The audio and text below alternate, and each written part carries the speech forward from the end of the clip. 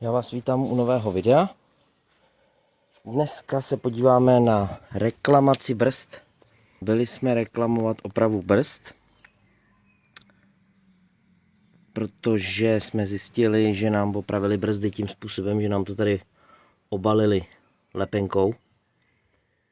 Takže jsme se tam vrátili, chtěli jsme to reklamovat, byly trošku dohady skrz to, že jsme si to mohli nechat udělat v jiném servisu a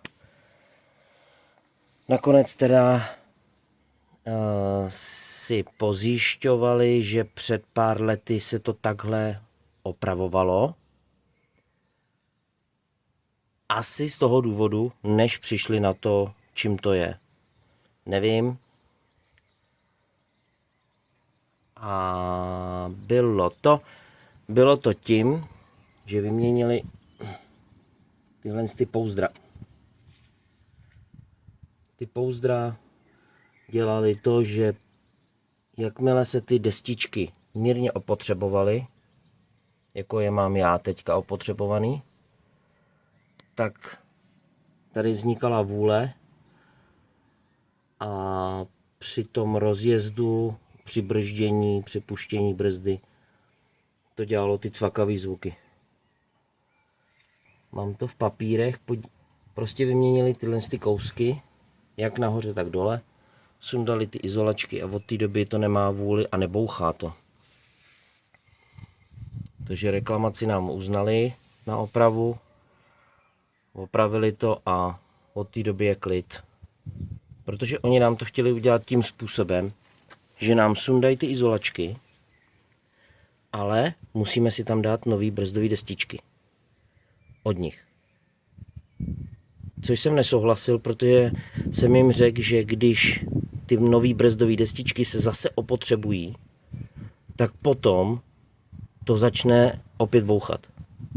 Že chci opravit brzdy tak, aby když je tam půlka, čtvrtka materiálu, ale pořád tam je, tak aby ty brzdy nebouchaly.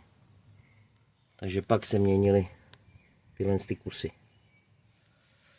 Takže jenom, abyste věděli, že se to dá vyreklamovat. Po té doby máme klid, bouchání brzd přestalo a izolačky tam nejsou. Ale tady koukám, protože nám Škodovka, cizí člověk nám naboural auto do nárazníku, do předního. Takže Škodovka nám vzala auto, sundala přední nárazník, sundala i blatníky, protože na těch blatníkách byly tyhle cvočky ulámané, tam jsou nějaké cvočky.